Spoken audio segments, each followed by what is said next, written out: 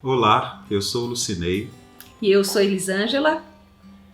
Nós estamos aqui para falar da nossa vida a dois, o casamento. Nós temos 25 anos de casado, quer dizer, no mês que vem, completamos 25 anos de casado, boda de prata. É uma pequena história. Bom, pessoal, nós nos conhecemos em 92, mais ou menos, e na época que a Elis chegou em Minas Gerais, em Belo Horizonte, ela logo foi procurar uma igreja para congregar, Ela estava desejosa de conhecer a palavra de Deus, conhecer o que era uma igreja, o que é servir o Senhor. E eu, nessa época, viajava muito, porque eu tocava em um grupo chamado Nova Dimensão e a gente rodava o Brasil todo tocando, Então, os finais de semana, todo final de semana, eu estava tocando, meio de semana, que eram os dias de culto, eu estava ensaiando. Então, ela chegou lá na congregação, na época, se converteu, teve uma experiência fantástica com Deus, assim, na conversão. E após 3 meses que eu estava viajando direto, aí eu apareci lá na igreja, O pastor já estava até me xingando já. Cadê você? E aí, entre os jovens, eu ouvi falar que converteram 2 baianinhas aqui da igreja. Eu falei, tal, sim, tal, não sei o quê. Me apresentaram a Elisângela e a irmã dela. E o primeiro olhar, assim, já foi marcante, Como se diz, amor à primeira vista. E assim a gente começou a se olhar, a se conversar e tal. Daí, em pouco tempo, a gente começou a namorar. Eu tinha 19 anos e no mês que eu cheguei aqui, em Minas Gerais, eu conheci Jesus e comecei a frequentar essa igreja onde ele foi, onde ele cresceu, Ele já convertido e vivendo uma vida cristã desde pequeno e eu com 19 anos começando a conhecer as coisas de Deus. Eu lembro que a gente se conheceu e algumas vezes era igreja de bairro, a gente morava perto da igreja e quando saía, o grupo de jovens saía juntos e cada um ia para sua casa. Eu lembro que ele me levou em casa umas 2 vezes. Isso já tinha... Eu fiz um propósito quando eu converti de passar 1 ano sem me relacionar com ninguém, sem namorar, só dedicar a minha vida inteiramente a Deus, a conhecer mais Jesus, a palavra. E aí, no decorrer dos meses, eu lembro que já quase completando 1 ano que a gente se conhecia, se olhava, ele me levou em casa umas 2 vezes. E isso já sinalizava, assim, aquela preocupação de não vai para casa sozinha, Sinalizava, assim, um interesse. E aí, logo uma semana depois, uma jovem bem nova da igreja, a menina tinha uns 14, 15 anos, me procurou e falou que tinha um compromisso com ele, mas que o pastor ainda não tinha permitido eles assumirem esse compromisso publicamente, porque ela era muito nova, estava esperando que ela fizesse aí seus 15, 16 anos.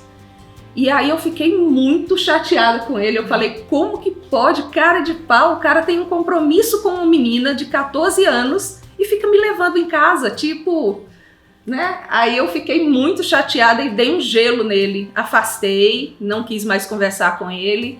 Aí ele percebeu e foi saber o que tinha acontecido. E no final das contas a gente descobriu que a menina gostava dele e estava tentando afastar a gente, não tinha compromisso nenhum com ela e...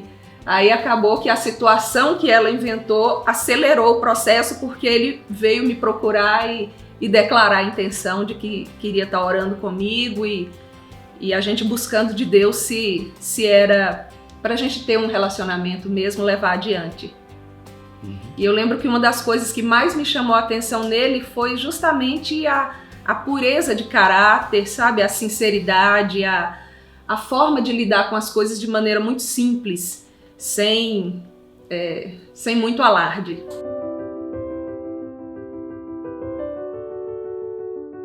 Bom, nesse tempo, antes de eu namorar com a Elis, eu tive outras namoradas, não muitas assim, não era, mas eu tive algumas namoradas, mas não era nada sério, era coisa para passar tempo e eu não tinha pretensão nenhuma.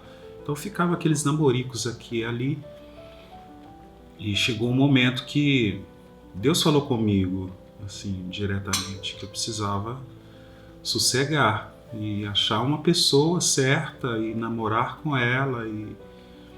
Então eu comecei a buscar o Senhor, Senhor, quem é e tal, abençoa para que eu ache a pessoa certa e não fique, né, delongando demais os namoros aí. Então quando eu conheci a Elis, né, muito séria, muito, né, dedicada e tal, eu falei, gente, é ela, né? Tem a dedicação ao Evangelho, e ela logo, quando converteu, ela já fazia visitas a outros jovens, né, na equipe de jovens lá, e pessoas olhavam para ela e falavam assim, nossa, ela deve ser crente há muitos anos, né? E tinha alguns meses que ela tinha convertido. Então já fazia parte do caráter dela, de ser totalmente focada naquilo que estava fazendo. E isso me chamou atenção. Eu falei, Deus, eu quero essa menina. Eu quero me relacionar com ela. E esse primeiro relacionamento, né, assim, o namoro mesmo, já foi me ensinando muitas coisas. Aquela questão aquela pegação, né, que todo namorado e namorada, né, os hormônios à flor da pele e tudo. Então eu tinha uns namoros bem avançados assim. Então eu falei, Deus, eu não quero isso está me fazendo mal, e me fazia mal mesmo. Quando eu estava cultuando o Senhor, quando eu estava orando, eu me sentia assim péssimo.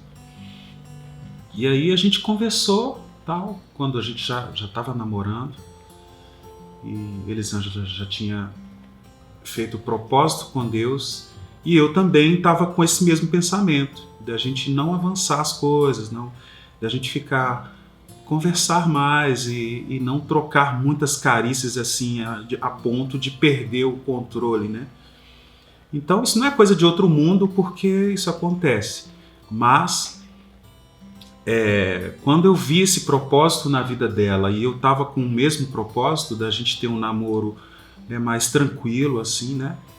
Eu vi que realmente era de Deus, né? E assim a gente foi aprofundando o relacionamento e foi uma bênção, né? E é bênção até hoje.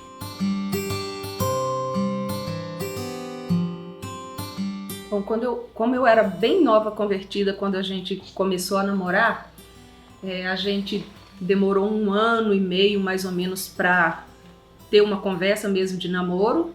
Então a gente cultivou primeiro uma amizade. E depois, quando a gente conversou que tinha interesse um pelo outro, a gente se propôs em se conhecer ainda mais intimamente, os sentimentos, o caráter, as famílias. Então a gente fez um propósito de estar sem se relacionar intimamente. Durou 9 meses para a gente dar o nosso primeiro beijo, depois que a gente tinha se comprometido em namoro. Mas, gente, depois do primeiro beijo, aí o negócio pega, né?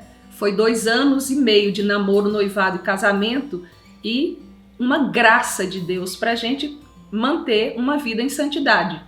Porque a gente gosta, a gente se apaixona, a gente quer estar junto, é prazeroso o toque, a carícia, a troca de beijos, abraços, mas o principal nessa relação é você saber que tem um amor maior e uma fidelidade maior que você tem que manter, né? Ao próprio Deus, ao próprio Jesus, convidá-lo para fazer parte da relação.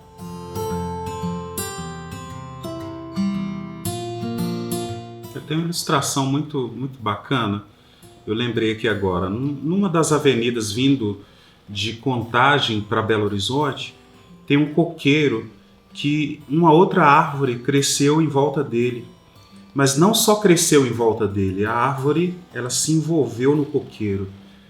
E ela subiu, e as pontas da árvore, uns galhos, e o coqueiro no centro. Então ali eu estava pensando, a mesma fonte, a mesma água, o mesmo, as raízes, os nutrientes que estão ali entre as raízes, os dois estão puxando a mesma coisa. Então vai passar tempestade, vai passar o vento, vai soprar, e aquelas árvores estão entrelaçadas ali. Eu achei interessante isso. E assim também é a nossa vida a dois. A gente se entrelaça, bebe da mesma fonte, né? Vai ter choro, vai ter tristeza, vai ter alegria, vai ter... Então tudo junto.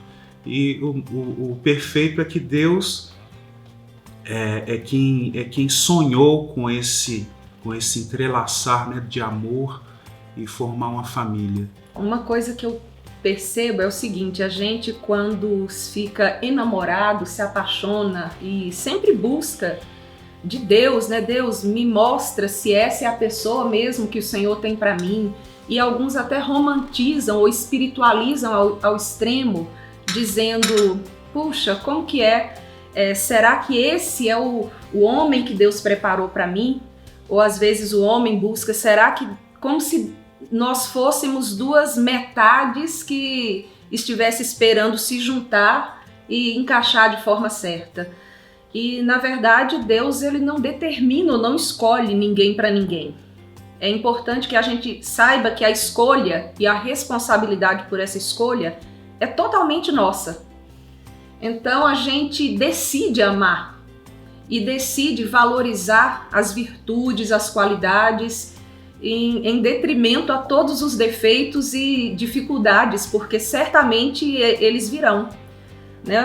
Os defeitos vão aparecer, as dificuldades vão aparecer, né? Com o passar do tempo a gente tem choques, atritos, com o passar dos anos a gente envelhece, a gente engorda, a gente fica careca. Então não é a beleza ou o romantismo do início que vai manter o casamento, mas a integridade, o caráter, a transparência no relacionamento.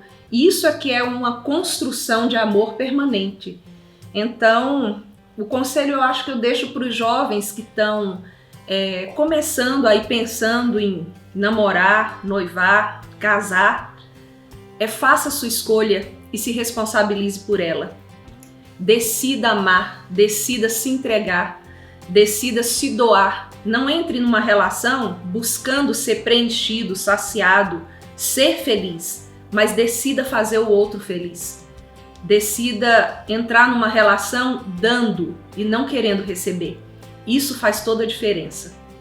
Gente, foi um prazer estar com vocês aqui nessa conversa, né, sobre casamento, namoro, noivado. Por favor, se inscreva no canal, ative o sininho aí embaixo, aí, né, para que vocês recebam uns alertas aí de mais palavras que vão ser dadas aqui, mais, né, encontros, ok? Desafios, testemunhos, teologia de qualidade.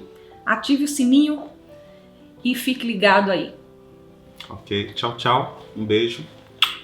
Um beijo.